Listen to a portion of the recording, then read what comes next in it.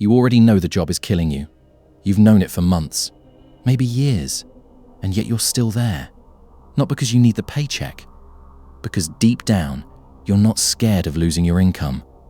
You're scared of losing who you think you are. Think about the last time someone asked you, "So, what do you do?" You answered without thinking. A job title came out of your mouth like a reflex. Maybe it was, "I'm an accountant," or "I work in marketing," or "I'm a manager at." And for half a second, before you even said the words, something in you flinched, because somewhere along the way, that sentence stopped being an answer. It became you. Here's the strange part. You complain about this job constantly, to your partner, to your friends. In your head, on the drive home, at 2 a.m. when you can't sleep. You've written the resignation email in your mind 100 times. You've calculated how many months of savings you have. You've even opened LinkedIn, scrolled, closed the tab, and still, nothing changes. Not because you're lazy, not because you don't have options, because leaving doesn't just mean leaving a job. It means leaving a version of yourself you spent years building. Here's what almost nobody tells you about work. A job was never supposed to become an identity. It was supposed to be a function, something you do, not something you are.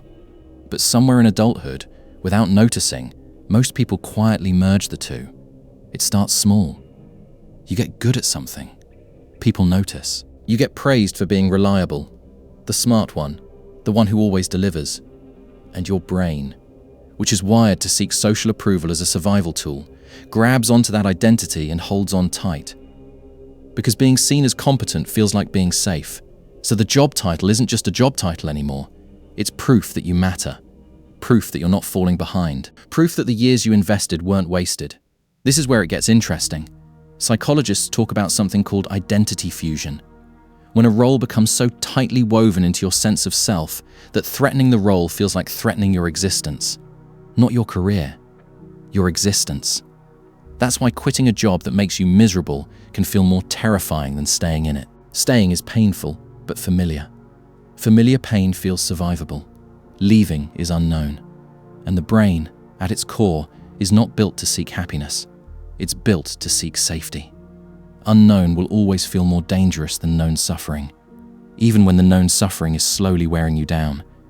There's a second layer to this, and it's even sneakier. Most people don't just fear losing income when they think about quitting.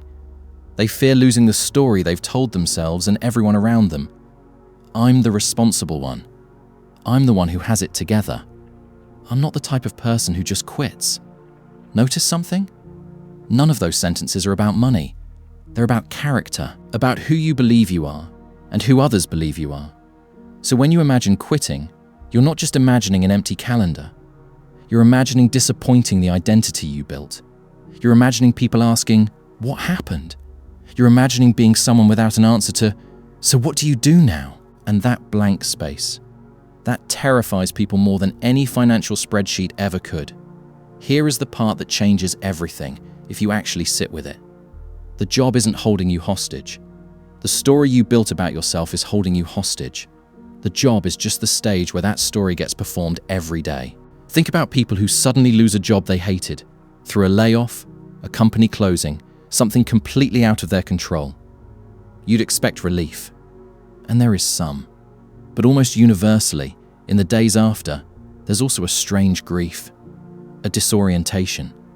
Not because they miss the tasks, not because they miss the meetings, because for years, that job answered the question, "Who am I?" without them ever having to think about it. And suddenly, they have to answer it themselves. For the first time in a long time. That's the real fear hiding underneath, "I can't quit, I need the money." It's not, "I need the money." It's, "If I'm not this, then who am I?" Here's something even stranger. Notice how people who hate their jobs often describe their exhaustion in a very specific way. Not, "I'm tired of the tasks." They say things like, "I feel like I'm disappearing. I don't recognize myself anymore. I feel like I'm just going through the motions." That language isn't about workload. That's the language of identity erosion. When a role no longer fits who you're becoming, but you keep performing it anyway, something inside quietly starts to protest. Not loudly. Just a constant low hum of, "This isn't me," that gets easier and easier to ignore, day after day, until ignoring it becomes its own full-time job.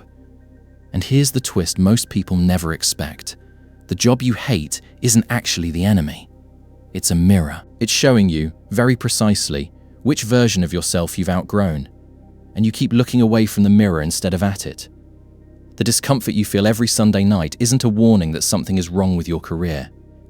It's a signal that something in you has already changed, and the role hasn't caught up yet.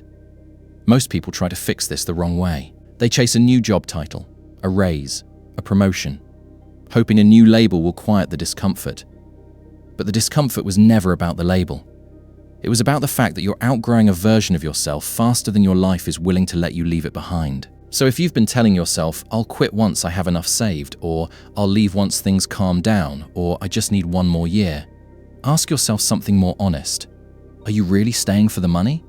Or are you staying because leaving would mean admitting the person you spent years becoming isn't who you want to be anymore? Because that admission, not the job, not the paycheck, not the risk, is the real thing you've been avoiding. People don't usually stay in jobs they hate because they lack options. They stay because change requires a kind of death. The death of a story.